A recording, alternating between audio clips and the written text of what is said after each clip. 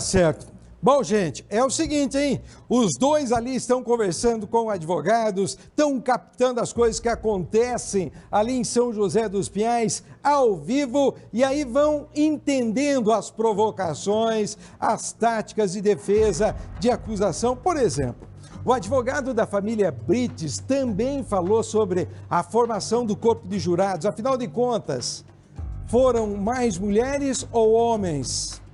Mais mulheres, olha só. Nos chamou a atenção o seguinte, é uma maioria de mulheres e também pessoas jovens. Gente muito nova fazendo julgamento, gente que, de repente, quando aconteceu o crime, tinha 17, 18 anos. Por que isso?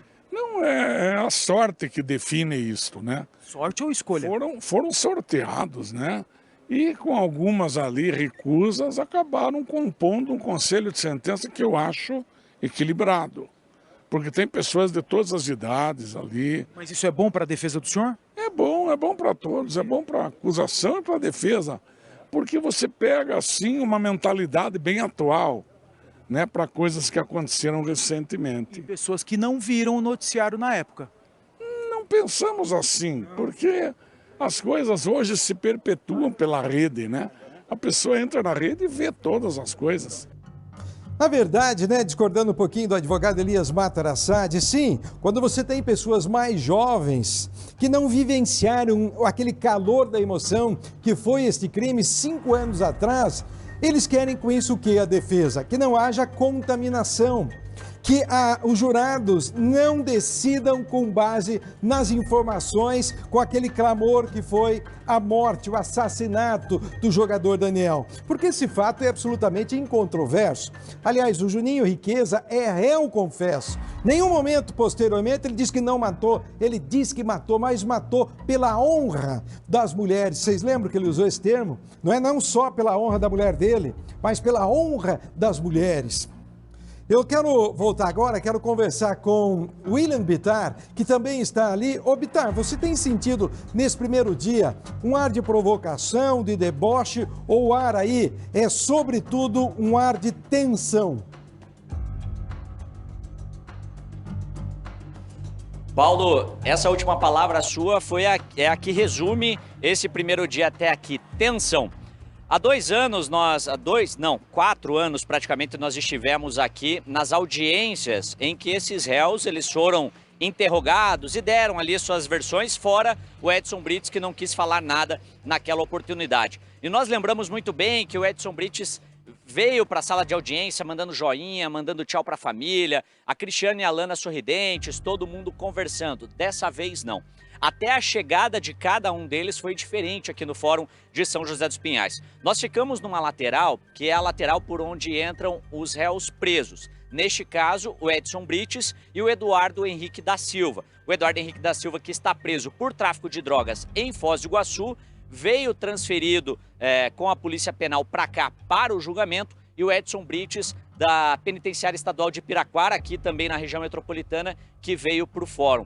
Quando chegaram aqui, o Eduardo Henrique já não é aquele cara, ele é alto ainda, mas não é aquele cara mais forte, ele está bem magro, estava utilizando óculos. O Edson Brites escondeu o rosto, não quis aparecer em nenhum momento enquanto descia da viatura policial. Pegou aquela camiseta alaranjada dele e jogou por cima da cabeça e não mostrou o rosto de jeito nenhum. Cristiane e Alana, que estavam sorridentes, mandando beijos e abraços para os pais, quando estavam aqui naquela audiência em que foram interrogadas, dessa vez entraram pelo estacionamento. Ninguém conseguiu nem ter acesso a elas. Só para você entender um pouco a tensão que fica no ar, porque agora eu acho que eles entenderam que esse julgamento é sério. Mesmo depois de 5 anos, vamos ter um veredito, vamos ter uma decisão final dos jurados e sentenciados pelo juiz Thiago Flores, que é o que comanda este julgamento aqui no Fórum de São José dos Pinhais. Aqui do lado de fora também foi totalmente apreensivo. Muitas pessoas que passavam por aqui, Paulo, que foi isso que você falou, né, das pessoas desconhecerem talvez um pouco o caso que já se passou há 5 anos, muitas pessoas novas passaram por aqui achando que era um evento festivo, mas não, um julgamento de um assassinato de um jogador de futebol. Nossas tendas que foram instaladas aqui na rua comportaram várias dessas pessoas, dezenas de pessoas que ficaram assistindo a todo momento o que estava acontecendo aqui do lado de fora. Do lado de dentro, os familiares da família Brites vieram até com camisetas falando sobre assédio a mulheres, sobre importunação sexual, sobre não é não. Só que lá dentro eles não podem usar esse tipo de camiseta para justamente não influenciar qualquer decisão. Aqui do lado de fora ainda tiveram que tirar essas camisetas e aí sim poder acompanhar esse julgamento. Tivemos só pela manhã 2 testemunhas sigilosas e depois, como o Vilches vai trazer com todos os detalhes também, vários testemunhas que já foram dispensadas pelas assistências de acusação, pelos advogados de defesa, até pelo promotor aqui do caso, essas pessoas que já foram. A ideia é acelerar um pouco esse processo e talvez se estenda até durante a madrugada ainda, avance durante a noite e a madrugada desta terça-feira. Hoje ainda, aqui durante um dos intervalos, conversei com o Nilton Ribeiro, que é o assistente de acusação, é o advogado que atende a família do Daniel, né, que faz a acusação contra os réus, e ele falou o que espera desse julgamento. Doutor, o que a gente pode falar das 2 primeiras testemunhas sigilosas? O que elas podem esclarecer de fato para que seja dada a condenação que vocês esperam? Primeiro, boa tarde a todos. Bom, as testemunhas sigilosas, elas confirmaram o que foi dito durante toda a instrução. Durante 5 anos, elas foram ouvidas na delegacia, inicialmente, depois foram ouvidas em juízo. E elas confirmaram o que relataram anteriormente. Ou seja, o mais importante aqui, né, uma delas disse que escutou a Cristiana falando, olha, se for matar, não mate aqui, né, mate em outro lugar. Né? Então isso seria uma participação, ela estaria, na verdade, uma participação moral, ela estaria colocando o Edson nessa situação, né? Ela estaria, em termos leigos, ela estaria dando uma ordem, né? Se for matar, não mate aqui, mais ou menos nessas circunstâncias. A defesa, com o máximo respeito, ela tenta jogar ali, fazer uma cortina de fumaça para tentar esconder realmente o que realmente aconteceu, mas o laudo de necrópsia, prova científica, o laudo de local de morte era muito claro sobre a barbaridade e sobre a crueldade com que fizeram com o Daniel. Inclusive, uma testemunha sigilosa agora, ela chega a chorar, né, em determinados momentos, lembrando das cenas que ela viu. Bom, Paulo, eu e Ricardo Vilches estamos aqui desde as primeiras horas da manhã, junto com toda a nossa equipe, e o Vilches também conversou com o advogado que defende o Davi e o Igor, que estavam no carro que levou o jogador Daniel para o local de sua morte. O Vilches tem outros detalhes, né, Vilches? Ainda repercutindo, né, William, aqueles depoimentos considerados fundamentais de testemunhas realmente do crime, porque até agora, Paulo Gomes, e você que acompanha o Cidade Alerta, nós tivemos aqui 16 depoimentos.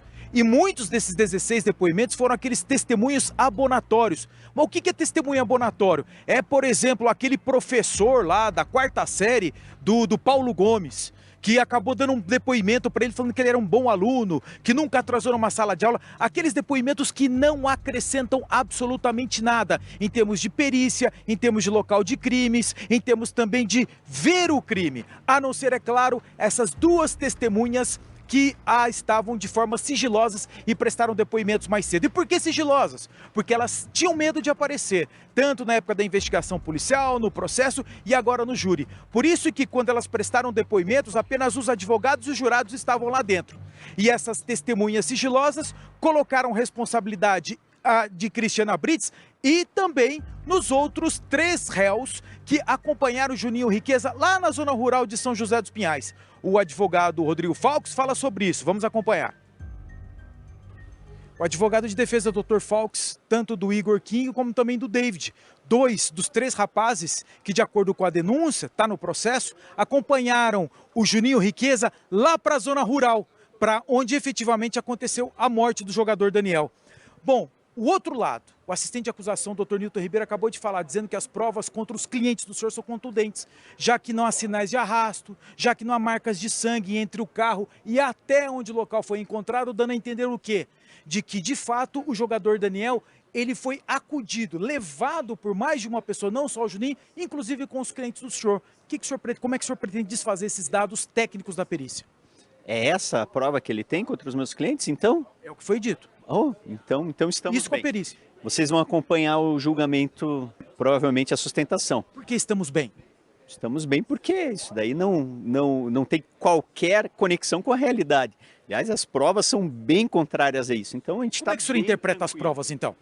Olha, como eu interpreto as provas, você vai ter que esperar um pouquinho, porque isso aí eu vou falar lá na sustentação. Se eu falar agora para vocês, provavelmente ele vai ouvir que ele fica de butuca, o Newton, e daí ele vai tentar rebater alguma coisa, por mais que ele não tenha como, mas ele vai tentar rebater alguma coisa antecipadamente.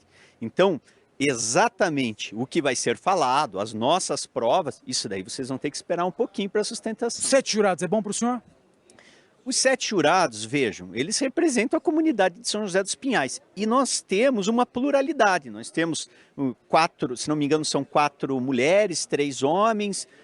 Então, nós temos uma pluralidade e eles estão representados. Eu acredito que pelo perfil daqueles jurados, que é um perfil de pessoas inteligentes que vão poder fazer uma análise correta da prova, eu acho que é um bom conselho de sentença. Daqui a pouco, Paulo Gomes, o depoimento que contesta o selinho que a Cristiana Brits deu numa das testemunhas que vai prestar depoimento. E ainda, a reação da mãe do Daniel quando ficou frente a frente com o Juninho Riqueza. Daqui a pouco os detalhes. Obrigado, Vilches. Eu fico pensando, né? Será que o Juninho Riqueza preferiu esconder o rosto para não mostrar aquele rosto muitas vezes debochado, sorridente, de quem estava no controle da situação e que gerou muita raiva por parte da população, das pessoas que assistiam essa cena aqui, ó. Olha o momento que ele se apresentava, ele dava joinha, ele mostrava um ar ali de eu sou o senhor da razão, eu estou no domínio dos fatos. Será que isso faz parte da estratégia de defesa? Não mostrá-lo dessa forma? Pode ser, pode ser. Daqui a pouquinho eu volto com as unidades móveis direto do Fórum de São José dos Pinhais, onde se julga a morte do jogador Daniel. Aliás, o Daniel que inclusive foi jogador do Curitiba aqui no Paraná.